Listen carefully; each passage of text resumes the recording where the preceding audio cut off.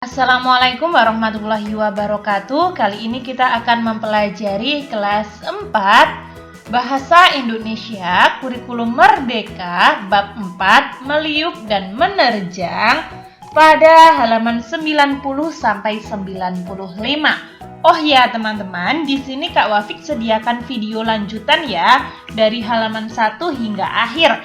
Ada kelas 2 sampai kelas 6 juga loh. Ada PAI, tematik, PJOK, dan matematika. Kalian bisa lihat di playlist atau di channel Kak Wafik. Tapi jangan lupa like, komen, dan subscribe ya. Bahas bahasa. Wawancara adalah kegiatan tanya jawab antara dua orang atau lebih dengan tujuan mencari informasi tertentu. Pewawancara adalah orang yang mewawancarai atau mengajukan pertanyaan. Narasumber adalah orang yang diwawancarai atau menjawab pertanyaan. Untuk dapat mewawancarai dengan baik, kalian harus berlatih. Berikut ini hal-hal yang harus kalian perhatikan. Yang pertama, langkah-langkah persiapannya. Kalian harus sudah membuat janji kepada narasumber atau kepada orang yang ingin kalian tanyai. Siapkan daftar pertanyaannya, lalu siapkan alat tulis untuk mencatat atau merekam, dan siapkan kamera jika ada. Informasi yang perlu dicatat antara lain jawaban sesuai daftar pertanyaannya, identitas narasumber, dan tanggal yang kita gunakan untuk diwawancarai atau mewawancarai. Agar siap dan percaya diri, kalian harus mempelajari semua tentang narasumber, kuasai daftar pertanyaan wawancara, berlatih mengajukan pertanyaan sebelum melakukan wawancara sebelumnya. Nah, jadi kalian harus briefing, harus latihan.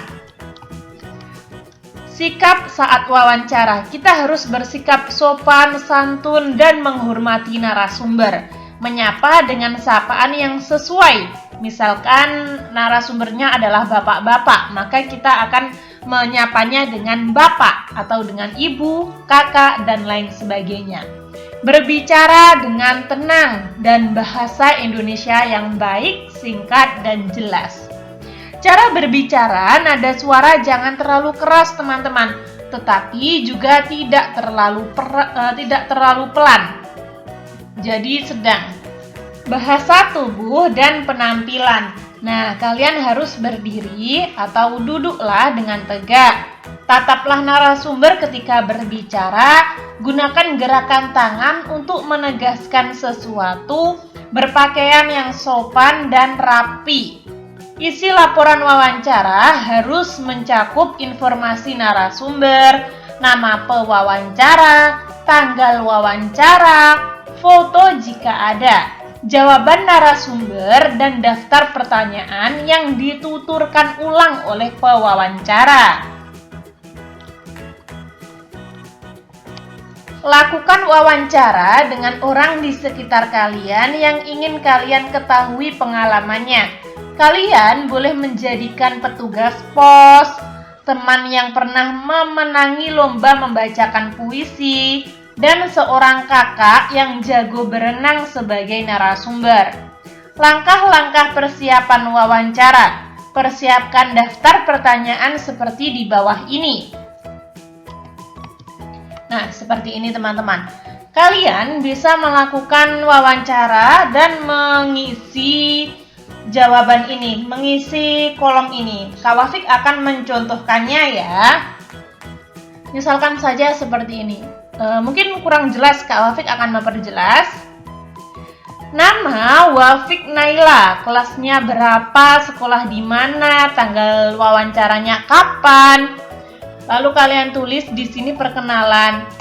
Salam atau Assalamualaikum Bapak. Nama saya Wafik Naila. Saya bersekolah di SDN Badas 1.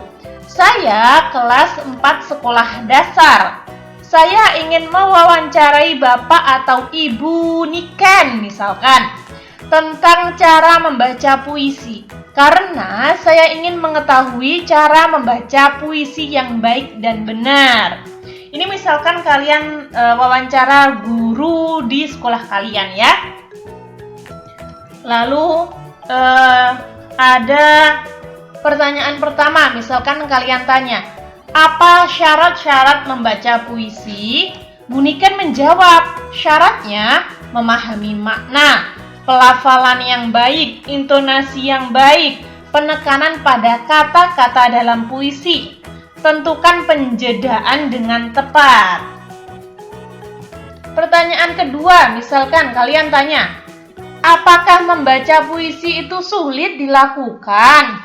Bunikan menjawab, sangatlah mudah. Yang penting kita mengerti makna dan suasananya. Nah, lalu dan seterusnya sesuai pertanyaan kalian. Misalkan di sini Kak Wafik akan buat pertanyaan ketiga. Pertanyaan ketiga, bagaimana cara mengerti makna dalam puisi? Caranya adalah menyikap judul atau memperdalam judul, memahami makna dengan kata-kata kunci, mengusut rujukan kata. Misalkan Bunikan jawab seperti itu ya. Wah, menarik untuk mengetahui cara membaca puisi yang baik dan benar. Ternyata tidak sulit. Kita perlu memahami terlebih dahulu sebelum membacakan puisinya, agar kita lebih mendalami karakternya, kurang lebih seperti itu. Terima kasih atas waktu dan kesediaan Bapak atau Ibu Niken untuk diwawancarai. Semoga bisa bermanfaat bagi kita semua ya. Selamat sore atau mungkin wassalamualaikum. Nah, seperti itu ya. Ini adalah contoh dari Kak Wafik. Mungkin kalian bisa mewawancarai orang lain. Nah, kalian bisa wawancarai dan kalian tulis hasilnya di sini ya. Indonesia masih merajai dunia olahraga bulu tangkis. Pada setiap generasi selalu ada pemain bulu tangkis Indonesia yang menorehkan prestasi. Dunia mengingat Indonesia pernah meraih sepasang medali emas di Olimpiade 1992. Bulu tangkis yang juga disebut badminton termasuk olahraga populer di dunia. Bulu tangkis tumbuh dan berkembang pesat dari hari ke hari. Buktinya sekarang banyak negara yang menunjukkan peningkatan prestasi. Padahal sebelumnya bulu tangkis didominasi oleh Tiongkok, Indonesia, Malaysia, Korea Selatan, dan Denmark. Bulu tangkis sendiri adalah cabang olahraga yang berusia sangat lama. Dulunya alat untuk bermain bulu tangkis menggunakan tongkat sederhana sebagai raketnya dan buntalan wol sebagai bolanya. Lama-lama permainan bulu tangkis dikenal banyak orang. Tongkat pemukul diganti raket yang lebih modern. Bola wol diganti bola dari bulu yang disebut kok. Tata cara memainkannya pun dirumuskan agar seragam.